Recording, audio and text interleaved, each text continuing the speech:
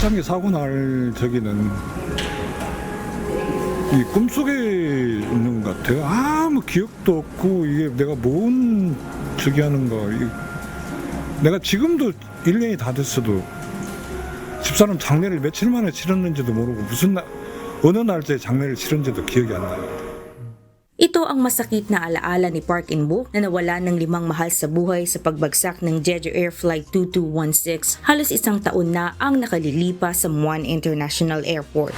Isa siya sa mga pamilyang halos linggo-linggong bumabalik sa paliparan kung saan naganap ang trahedya. December 29, 2024, papalapag na ang eroplano mula sa Thailand nang tumama ito sa grupo ng mga ibon. Dahil sa pinsala, napilitan ng mga piloto na magmaniobra na nagresulta sa pagbangga ng eroplano sa isang konkretong instruktura sa dulo ng runway. 2 flight attendant lamang ang nakaligtas mula sa insidente. 너무나마 이제 믿을 수 없는 현실에 아직도 그냥 안 믿어지고 그냥 금방 들어올 것 같고 밤 되면 9시 반 10시 되면 야, 왜 예원이 안 오지? 막 Ganito rin ang hinagpis ng ina ng 24 anyos na cello instructor na si Yewon. Ayon kay Lee Yeon, katatapos lang ng kaarawan ng kanyang anak nang bumiyahe ito sa Bangkok. Anya, hanggang ngayon ay parang hindi pa rin totoo ang lahat at nakikita niya ang sariling naghihintay sa pagbalik ng anak.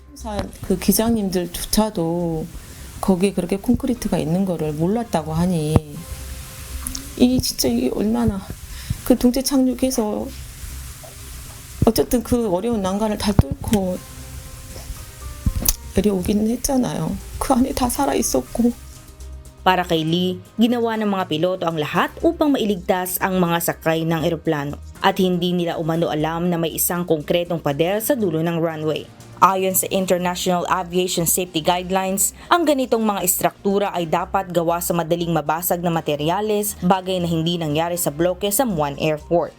Lumabas sa isang ulat kaugnay ng investigasyon na inilabas noong Hulyo na nagkamali ng desisyon ang mga piloto na naging dahilan ng aksidente. Bagay na lalong nagpatindi ng galit ng pamilya ng mga biktima. Ayon sa ilang pamilya ng biktima, hindi dapat isisi ang nangyari sa ilang tao kundi suriin ang buong sistema ng aviation upang hindi na maulit ang parehong trahedya. 엔진 조사 발표가 개인의 책임이다 라고 나가는 순간 저희뿐만 아니라 모든 언론, 모든 국민들은 조종사가 개인이 잘못을 했네 라는 프레임으로 바뀌어버리기 때문에 그런 사고 조사가 저희가 잘못됐다라는 거를 항의하고 그런 발표가 나가면 안 된다라고 이제 해서 그때 이제 발표를 막았었던 겁니다.